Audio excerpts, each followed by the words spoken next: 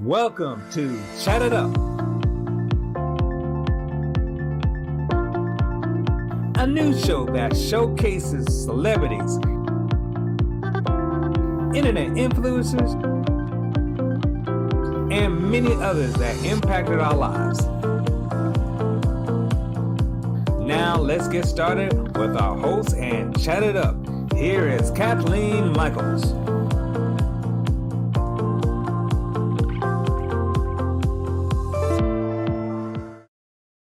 Welcome back to Chat It Up. I'm your host, Kathleen Michaels. This is where we sit down with celebrities, internet influencers, and others who have impacted our lives in one form or another. This is where we get to know them a little bit better. Today, we're going to chat it up with an internet influencer who is very active in the community, making changes for the better. He's an activist forever moving towards social justice, having a hand in the removal of the Confederate flag symbol from the Mississippi state flag. Here is our guest, the controversial but gregarious, amiable, and ever humble tNathan Fairley. Welcome. Thank you.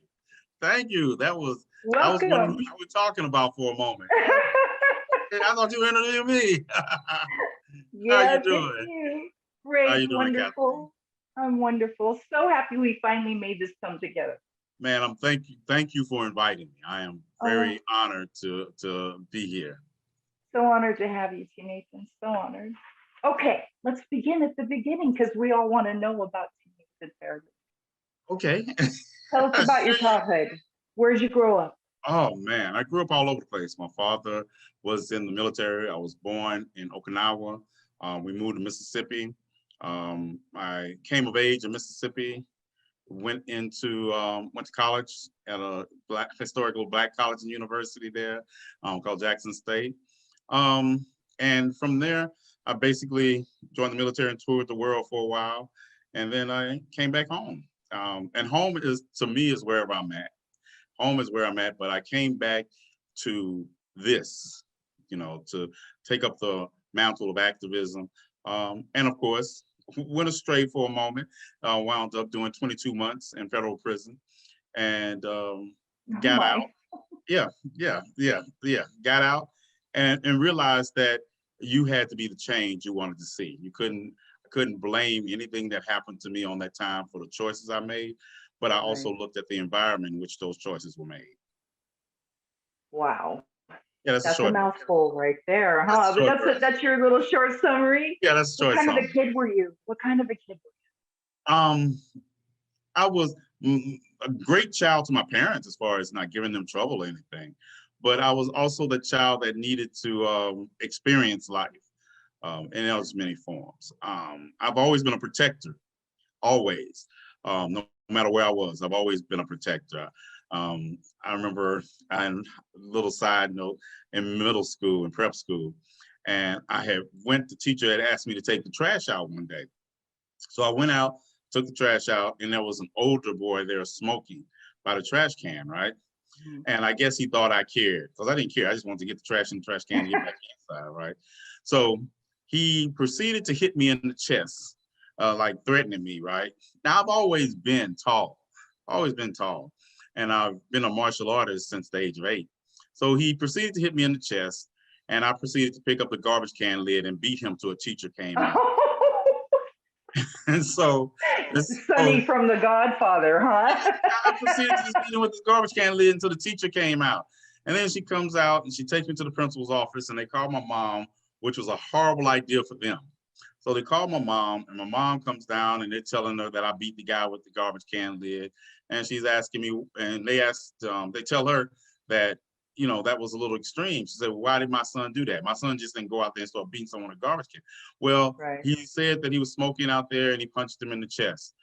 And she said, and it stuck with me a long time. And you notice that my interaction on social media with bullies are like this.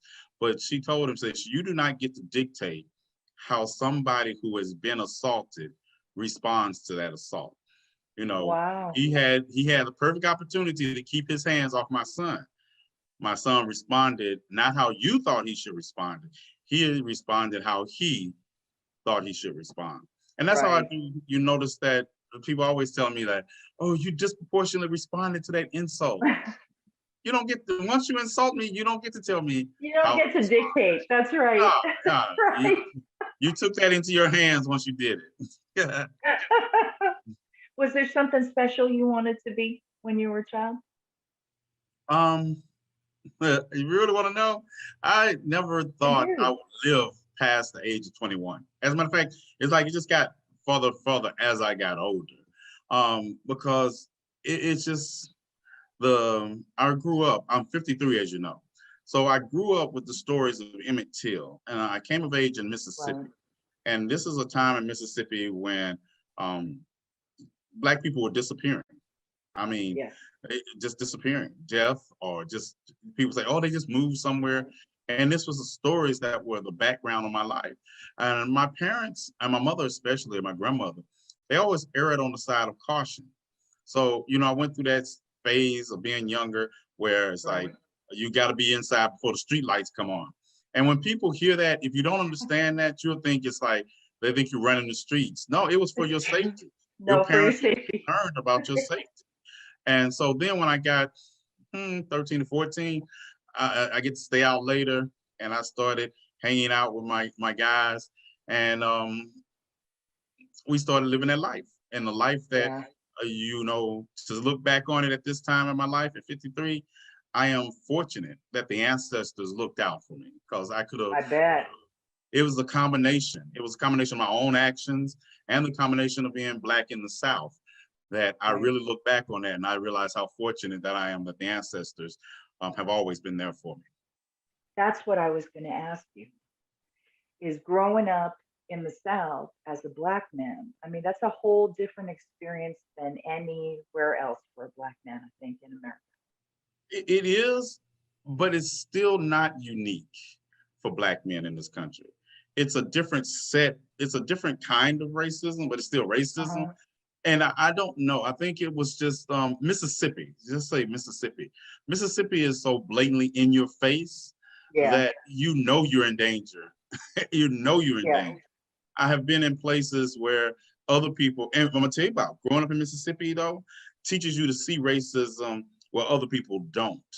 Right. Because they don't recognize it, because it's like it's not as they think of the Klan and all these things in your face that we have, but we also have the subtle racism of discrimination, like not being able to get a loan at the bank. We have that also, but it's still Right. more prevalent. So when you go to other places like and I'm not going, the Midwest is just as racist as the South, but when you Oh, go it's to horrible there too. It is. yeah, you go to Horrible. the North and people think that they're living racist free, and you get to see some of the passive aggressive racism there, and you Right. realize it's just as dangerous, because if you know the history, you know that places like in the North during the long hot summer of 1919, right? There were Right. places in the North, in the Midwest, that were just as dangerous and were destroyed by racism, just like Wilmington, North Carolina, right? These places were Right. destroyed. So you didn't escape it. It was just a different flavor of racism, Right. but they're still both insidious and dangerous, and can lead to the death of people of color and marginalized groups, just like LGBTQ, Right. anti-LGBTQ behavior today. Was there one thing that moved you into social justice? Was there one incident, one thing I, that I, made the switch go in you? no, because I think no, because like I said, I've always been a protector, and I tell people, and I think this is what people don't realize about me. I haven't changed since that 16-year-old little boy that was prone to violence at times and took martial arts. I've not changed. I've just found purpose. See, that the difference in me and 16-year-old me is that 16-year-old me didn't have a purpose. So therefore, when Right. you don't have purpose, you can strike out at anything that moves, right? But when Yes. you have purpose, you learn to channel that energy towards a certain goal. And that goal is where I put all of my destructive power. That it's not uncontained and just floating around. It's like a Right. lion has claws and fangs for a reason. And you don't cut those claws and fangs because you might be scratched.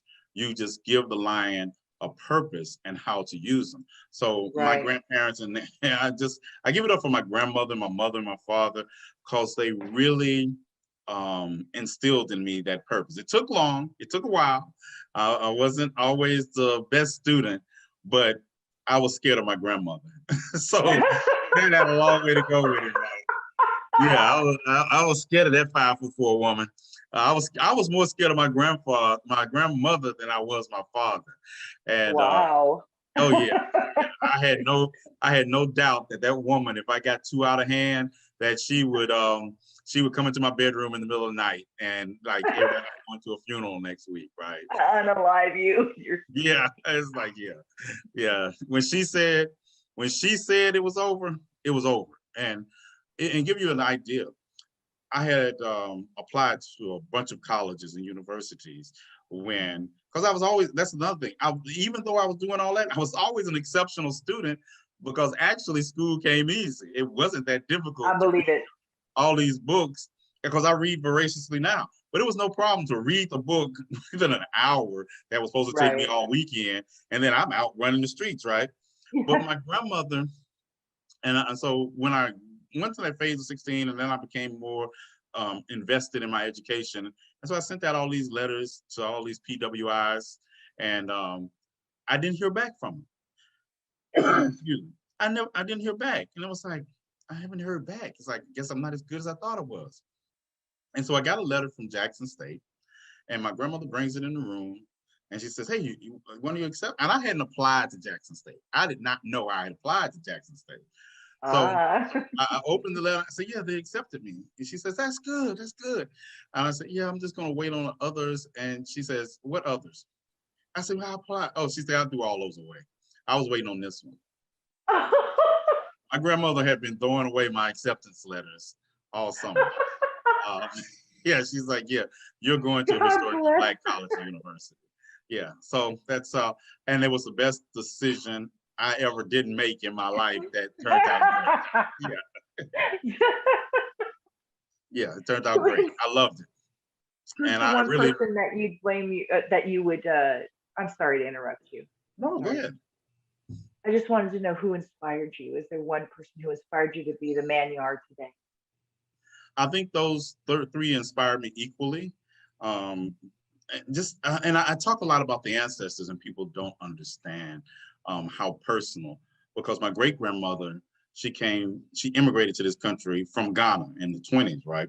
So I've never Oh, had that doubt of not understanding where I came from. That's why I've right. never embraced the term African American, because I know what it means, and I know the meaning of it, and I know how it's used. Right. To denote that we don't know where we come from on the continent. But I've always had that identification. I knew I was Ashanti. As a matter of fact, that got me in trouble when I was younger, because I'm like, I learned a lot about the Ashanti. So I knew I was Ashanti, and I lived it.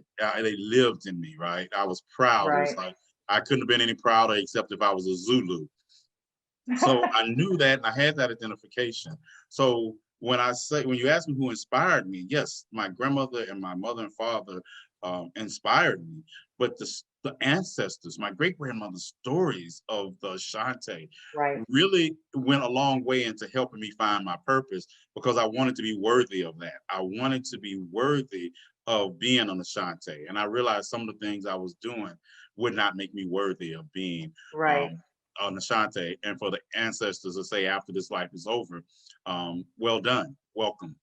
And that's what that's very important to me, for them to say that. That's beautiful, and I completely understand. As you know, I've got that deep Jewish heritage on my mom's side, so Yes, it helps to know where you sit with your ancestors. To know, because right, without purpose, you just run crazy. right. Too We're easy just because you here. don't have anything to lose. Right. We're just here without purpose.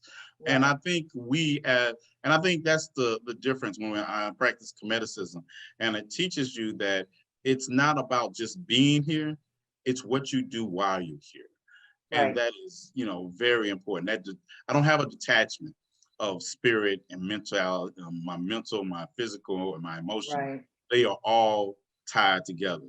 So Present right that here. Yeah. right in the moment. There's a Right. book by Eckhart Tolle called the Power of Now. And it teaches you that we spend so much time either planning for the future or reliving the past that we don't recognize the infinite possibilities in this moment. And we're so busy trying to get somewhere that we're not taking care of where we are. And then we wonder why things go awry. No, I do get what you just said on a very deep level. I understand. I know you're really active with those who happen to be homeless. Yes. Talk about that a little bit, would you? I feel like we as a community have lost focus of what our government is and what it is not. So therefore, we can't depend on our government to solve some issues. We have to take it upon ourselves to solve them.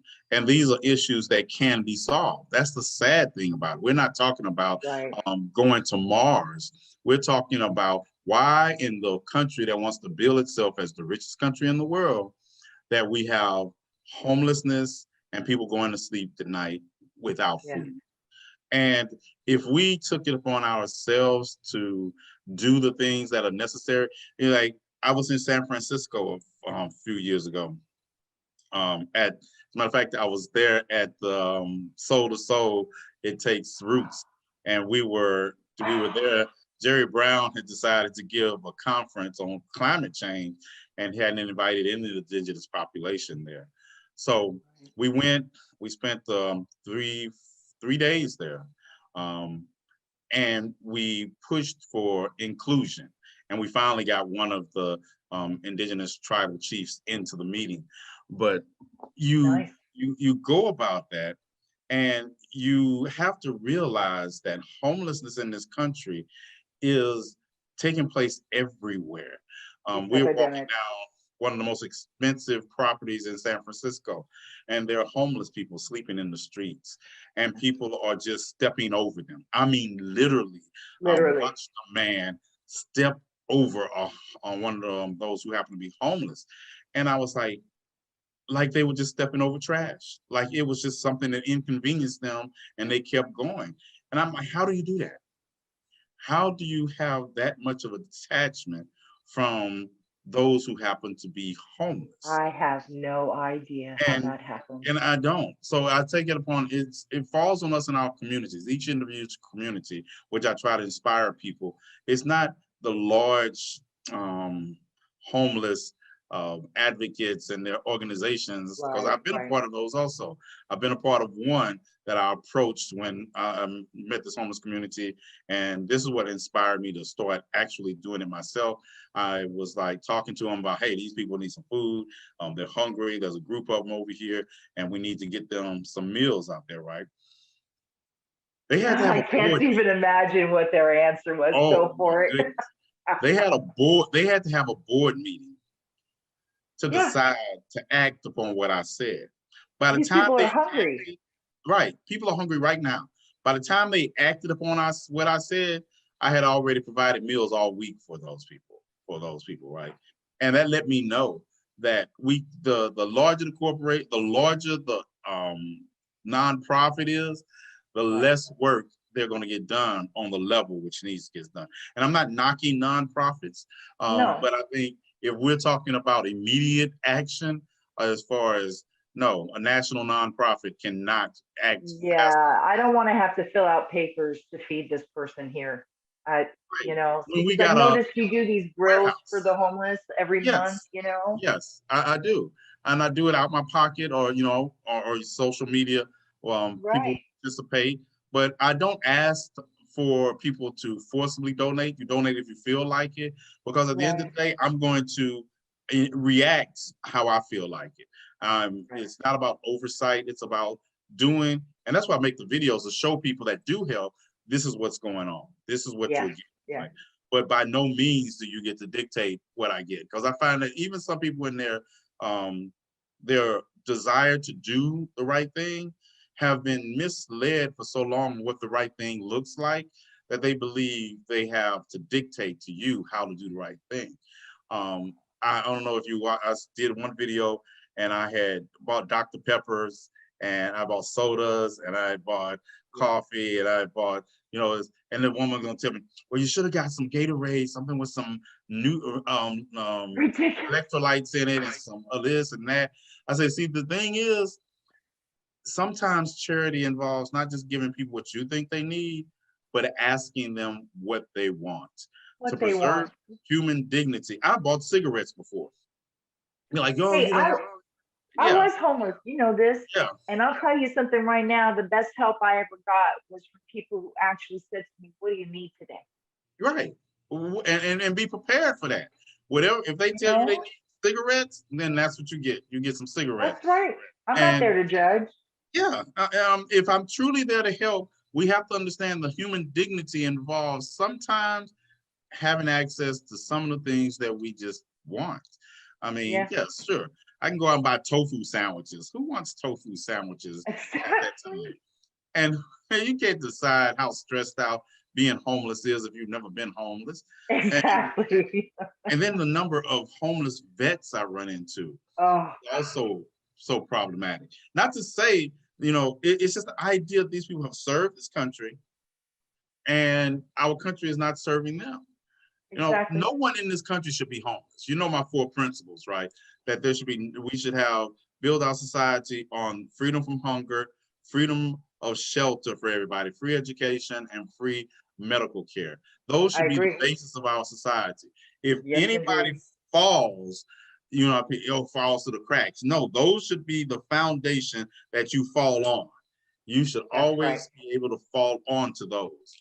And our country, because of capitalism and the overtones of how it is used as an oppressive system, is devalued of that because we believe we form a government first and then we build our principles on our government.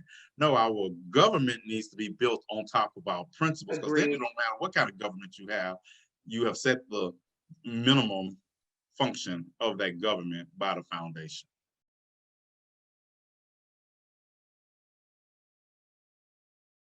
We're at the spotlight question, tNathan.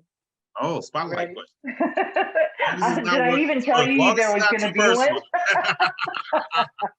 Yeah, as long as it's not, the Klan already is after me, right? So, yeah, they send me videos, and they try to trick people into telling them where I live all the time. I think that's so funny. No. Yeah. Yes, let's get it. Okay. Lightning round. tNathan, Yes. what is one of your biggest, if not your biggest fears in life? What does tNathan fear? Nothing. Nothing. Nothing. Nothing. No. I don't fear anything in life. I fear getting to the afterlife and my ancestors rejecting me. That's it. I don't fear this life because I realize that, I tell people all the time that there were 400 years of better Black men than me that the ancestors sent to help with the problems of oppression, and the system killed them and didn't listen to them. People don't realize I'm not here to beg the system. I'm not here for those things. So I understand, just like Medgar Evers was shot dead in his driveway, that doing this is dangerous. And if I'm going to obsess over that danger, I couldn't do it. So I have to let that go. I have to let that go and focus on, no matter what, I have to do the work. Fear paralyzes us. It doesn't inspire us in this life. It paralyzes. It's like, I fear what could happen. No, I know what has happened. And because of that, it frees me up to do what must be done. So when people say, oh, you're crazy, you don't have any fears.